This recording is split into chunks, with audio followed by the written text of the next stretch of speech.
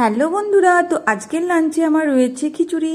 তো আজকে পয়লা মাঘ, আজ আমাদের খিচুড়ি বানাতে হয়। আমার শ্বশুরবাড়ির নিয়ম আজকে খিচুড়ি বানাতে হয়, তার জন্য আমি খিচুড়ি বানিয়েছিলাম। তো খিচুড়ি বানানোর জন্য প্রথমে আমি মুগ ডালটা শুকনো কড়াইয়ের মধ্যে একটুখানি ভেজে নিয়েছিলাম। এরপর আমি পরিমাণ মতো চাল নিয়েছি, মুসুরির ডাল নিয়েছি, আর মুগ ডালটা নিয়ে ভালো করে জল দিয়ে এটাকে দুবার তিনবার ধুয়ে নিয়েছি। তো যতক্ষণ না এটাকে সাদা সাদা জলটা বেরিয়ে যাচ্ছে ভালো করে ধুয়ে নিতে হবে। তো ধুয়ে নেওয়ার পর আমি হলুদ আর নুন দিয়ে এটাকে ফুটতে দিয়ে দিয়েছি। এরপর আমি একটুখানি চেরা কাঁচা লঙ্কা দিয়ে দিয়েছি ওপর থেকে। এবার এটাকে ফুটতে দিয়ে দিলাম। এরপর আমি আরেকটা কড়াইয়ে তেল দিয়ে আমি ভেজিটেবলসগুলোকে লাল লাল করে ভেজে নিচ্ছি। তো ভেজিটেবলসের মধ্যে আমার আলু, গাজর, বিনস, মূলো, ফুলকপি রয়েছে। তো এগুলোকে আমি লাল লাল করে ভেজে নিচ্ছি হলুদ আর নুন দিয়ে। এরপর আমি এই যে ফুটে যাওয়া চাল ডালের মধ্যে ভেজিটেবলসটা মিশিয়ে দিলাম। এইভাবে আমি ভেজিটেবলসটা মিশিয়ে দিচ্ছি। এরপর আমি একটা মশলা বানিয়ে নিচ্ছি, জিরে ফোড়ন, তেজপাতা দিলাম। এরপর আমি বেশ খানিকটা পেঁয়াজ কুচি দিয়ে দিলাম। তো পেঁয়াজটাকে লাল লাল করে ভাজতে হবে, পেঁয়াজের পরিমাণটা একটু বেশি আছে ওই জন্য।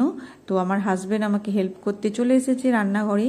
তো ও পেঁয়াজটা ভেজে দিচ্ছে, আর এইদিকে আমি খিচুড়িটা নাড়ছি, কারণ খিচুড়ি বারবার নাড়াচাড়া না করলে তলে লেগে যায়। এরপর আমি একটু টমেটো চাটনিও বানাচ্ছি। তো টমেটো চাটনি আর খিচুড়িটা আমি ওইদিকে করছি, আর হাজব্যান্ড এইদিকে ইন্ডাকশানে পেঁয়াজটা লাল লাল করে ভেজে নিচ্ছে। আর আমি একটুখানি খিচুড়িতে মটরশুঁটিও দিয়েছি, সেটা আমার স্কিপ করে গেছে। আর এই যে টমেটোটা দেওয়া হয়ে গেল। তো এই মশলাটা একটু বেশি করে বানানো হচ্ছে, কারণ এই মশলার মধ্যে আদা রসুন পড়ে গেল, আর ধনে গুঁড়ো, জিরে গুঁড়ো, আর হলুদ গুঁড়ো, আর কাশ্মীরি লঙ্কার গুঁড়ো দেওয়া হলো, আর এই যে দেওয়া হচ্ছে ধনে পাতা। তো এই মশলাটা একটু বেশি করেই বানানো হলো, কারণ এই মশলার সাথে চিকেন হবে। কিছুটা মশলা আমরা খিচুড়িতে দিয়ে দেব, আর কিছুটা রেখে দেবো, এটাতে চিকেন করা হবে। তো এই যে খিচুড়িতে মশলা মেশানো হয়ে গেল, মশলা মিশিয়ে একটুখানি ফুটিয়ে নিলাম। এরপর আমি ঘি দিচ্ছি, বেশ খানিকটা ঘি আর সামান্য চিনি দিয়ে আমি খিচুড়িটা নামিয়ে নিলাম।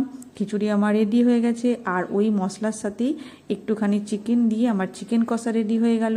তাহলে আমার গরম গরম খিচুড়ি রেডি। তো গুড বাই বন্ধুরা।